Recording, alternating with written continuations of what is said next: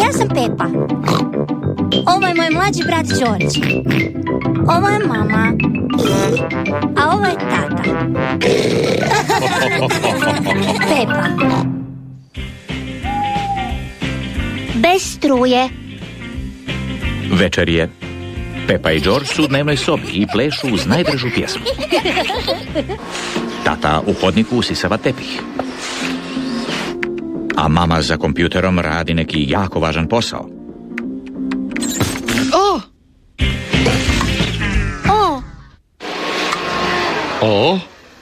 Mama, tata, svuda je nastao mrak i nema više glazbe. Ni moj usisavač ne radi. A moj kompjuter se samo ugasio. Mama je pokušala uključiti svjetlo, ali svjetlo se nije uključilo. Valjda je nestalo struje. Što onda to znači? To znači da nema električne energije. Što je električna energija? Električna energija pomaže da sve stvari u kući ispravno rade. A hoće li se onda električna energija vratiti? Da, ali za to vrijeme moramo naći svjetiljku. Mislim da je naša svjetiljka u podrumu. Ok, ja ću je donijeti. Hoćeš li moći, tatice? Haha, sve će biti u redu. Ja vidim jako dobro u mraku. Tko je to tu stavio? Tata, jesi li dobro? Da, samo je malo mračno tu dolje. Sjetila sam se. Mislim da je svjetiljka u kuhinji. Aha. Mama je našla svjetiljku.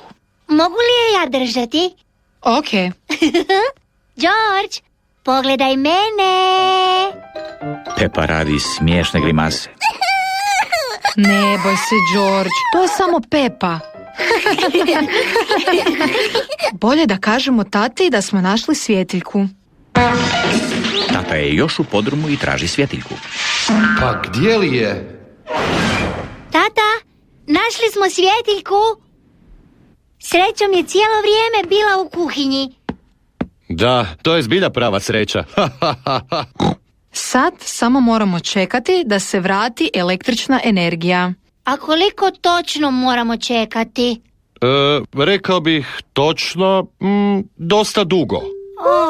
Ali George i ja želimo plesati. Znam što možemo raditi. Možemo gledati televiziju. Ne radi. I televizor isto treba struju. Zbilja? Da. I što ćemo onda sad raditi? U stara vremena, kad nije bilo televizije, djeca su sama izmišljala igre. Znam! Treba mi stara kartonska kutija. Što to Pepa radi? Mama, možeš li napraviti rupu u kartonskoj kutiji? Zašto? Vidjet ćeš. Mama je izrezala rupu u kartonskoj kutiji. Evo, izvoli. Puno hvala. Sad svi sjednite tamo. A ti, George, okreni svjetiljku prema meni.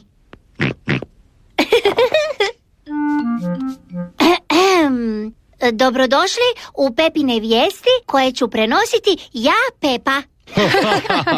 Pepa je napravila vlastitu televiziju. Danas je cijeli svijet prestao raditi kad je nestalo struje i električne energije u cijelom svijetu.